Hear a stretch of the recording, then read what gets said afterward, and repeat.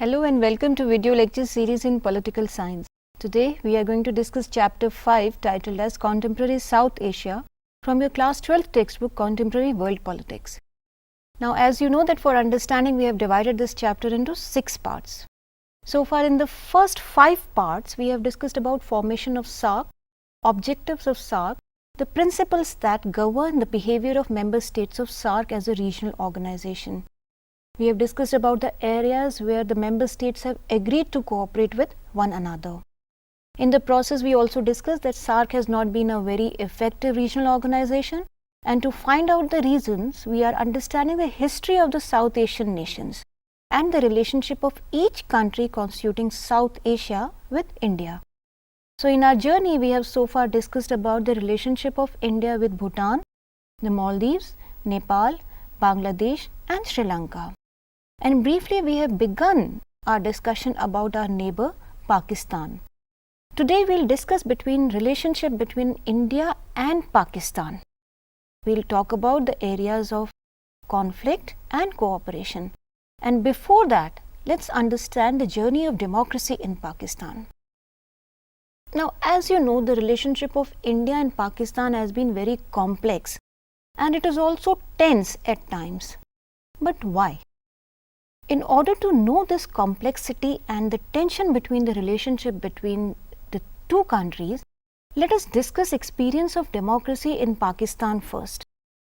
Pakistan is in fact a very interesting case if we talk of the establishment of democracy.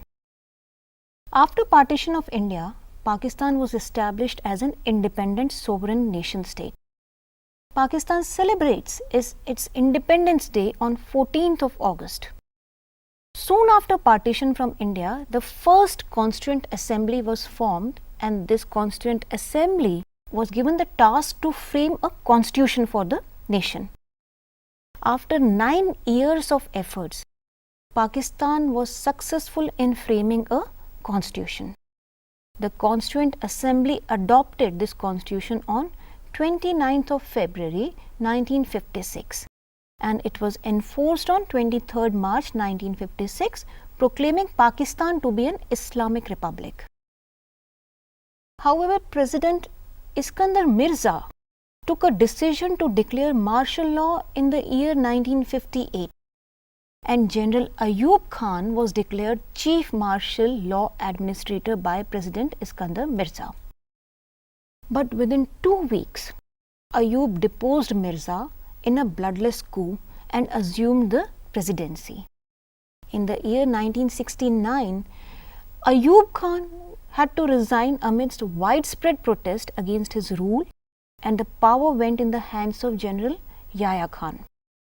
Now, General Yahya Khan designated himself as now Chief Martial Law Administrator of the country and installed a military government in both East and West Pakistan. Yahya and his government promised to hold a general elections within the 2 years. Yahya Khan once again imposed martial law in Pakistan and remained in office from March 1969 to December 1971. But during these years, what happened? Bangladesh crisis happened and East Pakistan got separated with the help of India, and it was established as an independent nation which was called as Bangladesh. Now, after facing massive assault by Indian forces, the Pakistani forces had to surrender on 16th December 1971 during the Bangladesh War of Independence. During this process, Yahya Khan was condemned for failing to protect Pakistan's unity by Pakistani people because of liberation of Bangladesh, and he resigned on 20th of December 1971. After resigning, he handed over power to Zulfikar Ali Bhutto. But once again, a twist took place. In July 1977, Army Chief General Zia-ul Haq deposed Bhutto once again in a bloodless coup, and Bhutto was later executed. General Zia-ul Haq declared martial law for the 3rd time in Pakistan.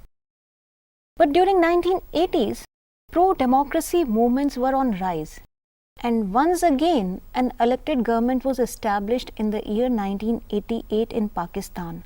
Now It was formed under the leadership of Benazir Bhutto. She was daughter of Zulfikar Ali Bhutto. This time, democracy in Pakistan lasted for more than a decade, more than 10 years, when Army General Pervez Musharraf removed Prime Minister Nawaz Sharif from power.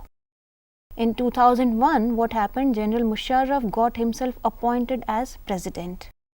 In October 2002, national elections were held, and the pro-Musharraf Pakistan Muslim League won a majority in the parliament. Musharraf was re-elected in October 2007, again as president. But this time, under the pressure from the opposition party, on 18th of August 2008, Musharraf resigned from the post of president in response to the coalition government's threat of impeachment, that is, overthrowing the government. Now, as one can see that Pakistan's experiment with democracy has really been very tumultuous. There has been many times army rule and then democracy, all through in a series.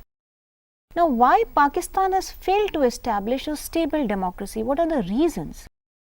The foremost reason is that there are a large number of actors and factors that make the situation in Pakistan very complex. The power lies directly or indirectly and is divided between many parties, many people. There is a domination of clergy, that is, the religious groups, military on the other hand, and the land-owning aristocracy. And all these groups together pull the system into opposite directions. Pakistan's conflict with India had made pro-military parties more powerful. These groups do not let pro-democratic parties to come into power. The military groups project that these parties cannot ensure security of Pakistan, and Pakistan faces a threat from India, and only military can save Pakistan from India. Hence, if military stays in power, it is justified because military has the capacity to fight against India. But interestingly, Pakistan, despite being unsuccessful to establish stable democracy, Pakistan has always had a very courageous and free press. The media is relatively free, and there is also a strong human rights movement that keeps the demand for democracy always alive. There has also been a lack of genuine support from international bodies to establish stable democracy in Pakistan.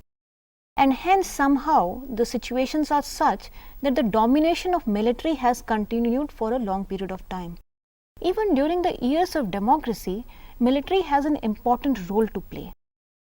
In fact, in the background of global Islamic terrorism, that is a threat to the entire world now, the Western nations also think that it is more appropriate to have an authoritarian government in Pakistan rather than having a democratic government. Because Pakistan is a nuclear state, and the Western countries fear that these weapons, the nuclear weapons, should not fall in the hands of the terrorists. Otherwise, it would be a disaster for the entire world.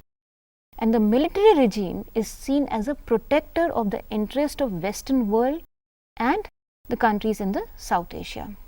Now, this is in brief about the nature of political developments in Pakistan and the process of establishment of democracy, which has been always regularly punctuated or disturbed by the military rule. Now, let us discuss about the nature of relationship between India and Pakistan and what are the reasons for conflict between the two countries. Let us begin. Some of these conflicts, in fact, between India and Pakistan are very crucial also, because they are not just regional, they have international implications also, given the position of India in South Asia. In South Asia, India is a dominant country because of its size and population and its location. So at times, India is seen as a hegemon, as US is seen as a hegemon in international politics. In the same way, India is also seen as a hegemon in South Asian region. Now, if you look at the reasons for the conflict between India and Pakistan, the biggest among all the reasons is the conflict over fate of Kashmir. Now, what happened soon after partition of India and Pakistan, both the countries got involved in the claim and control over the territory of Kashmir.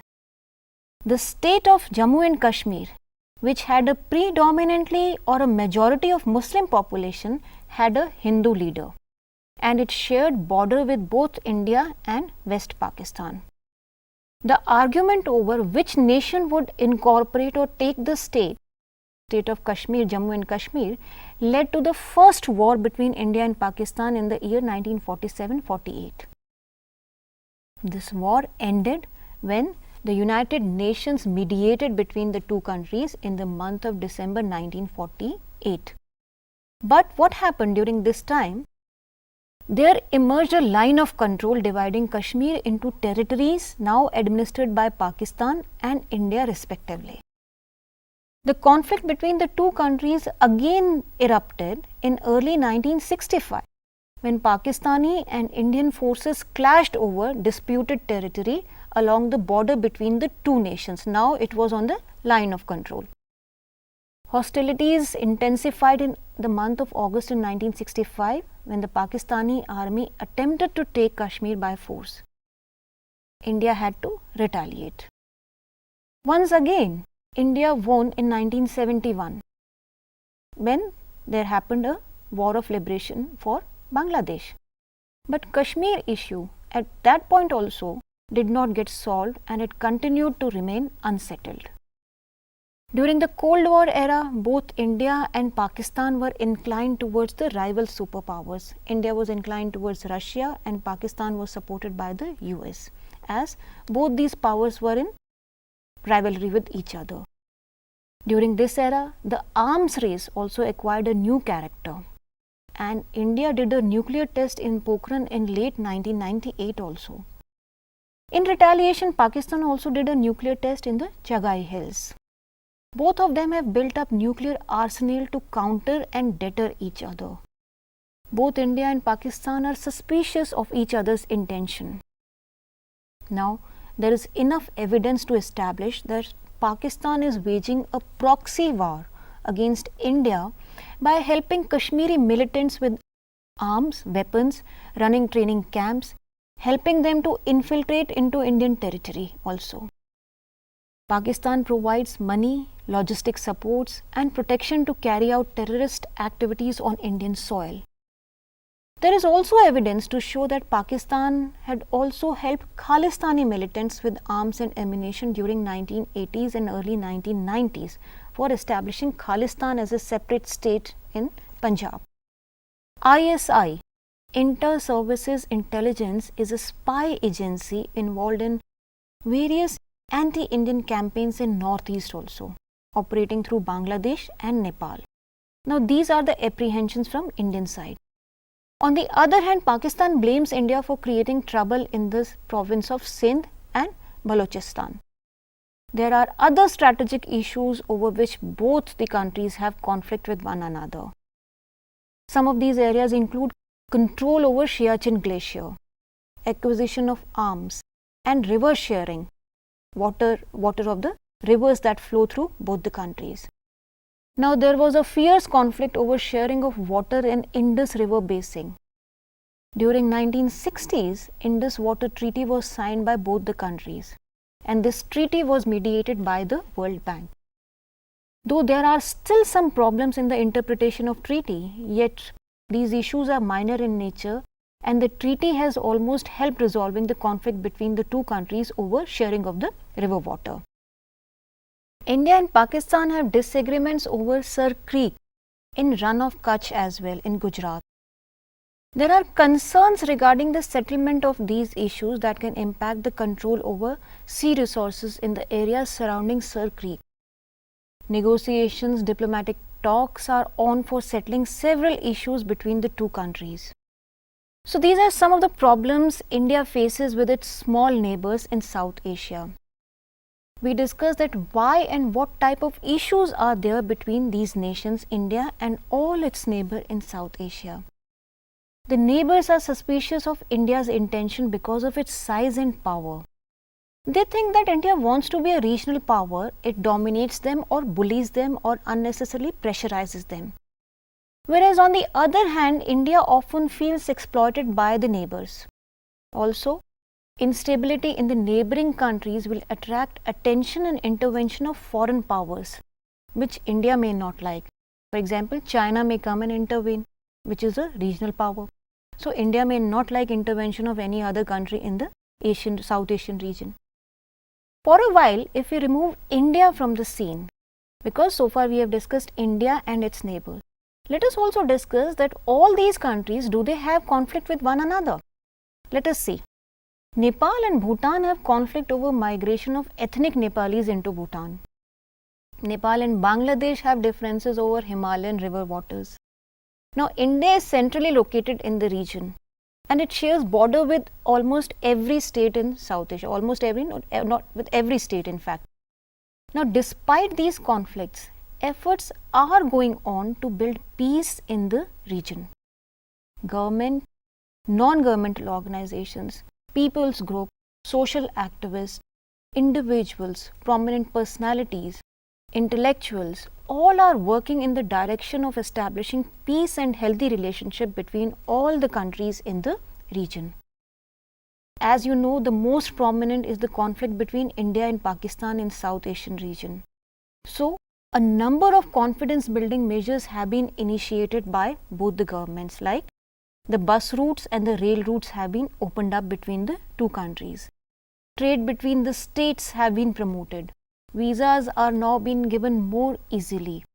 Sporting matches or cricket series are also being organized between the two countries. Now, if we look at global politics, in global politics and economy, no region or state can exist in vacuum or in isolation. The global powers also tend to influence the dynamics between countries within a given region. China and the US remain two important factors who have influenced the politics in the South Asian region. Although the relations between India and China are also improving in the last 2 decades, the trade relations are growing between the two countries, but China's strategic partnership with Pakistan remains a cause of concern for India. Indo-American relations have changed after the end of Cold War. The US has good relations with both Pakistan and India. It has also often mediated between the two countries for settlement of the various issues. Trade and social ties between India and US are also improving. America is interested in the stability of region because there is a large South Asian diaspora present in the US. The size of the South Asian market is also big and there is scope for growth in trade within the region.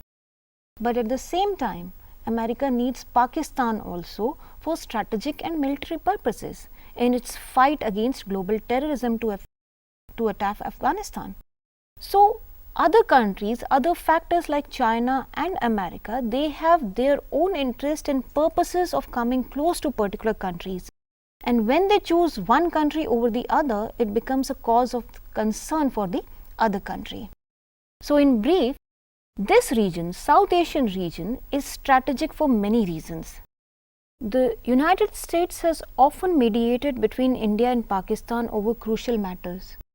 Trade and social ties between India and America are improving. America is interested in the stability of South Asian region because there is a large South Asian diaspora present in the US.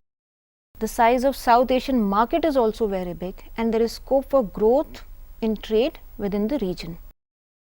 Now, at the same time, America needs Pakistan also. Why? Because of strategic and military purpose.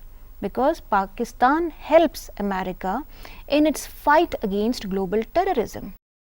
So, what happens in global politics when a big player such as the US or China tends to interfere in the regional affairs of a particular region? It becomes an issue of concern. Why? Because if China helps Pakistan, India gets worried.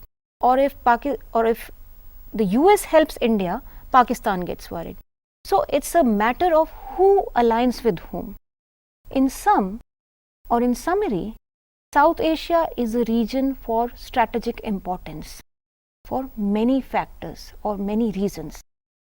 There are differences coming among nations because of their social, cultural, regional and economic compositions.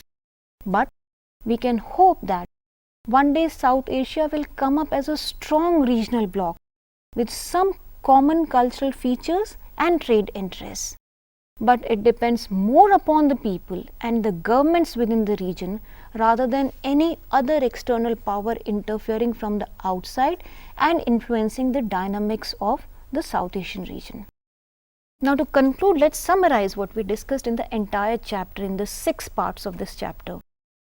In this chapter, in the various parts, we discussed about South Asia. We started our discussion with SAARC, the regional organization, which is a platform for all South Asian countries to come together and share their concerns and cooperate with each other. Afghanistan joined SAARC in the year 2008.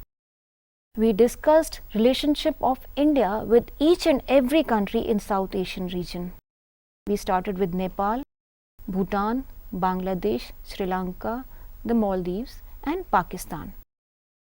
In all these discussions, we discussed about the nature of politics and society and economy in these individual countries, and then we also analyzed their relationships with India particularly. We discussed their experience with democracy and their relations with India in terms of both areas of cooperation and conflict. So this is about South Asia in brief. Enjoy reading this chapter.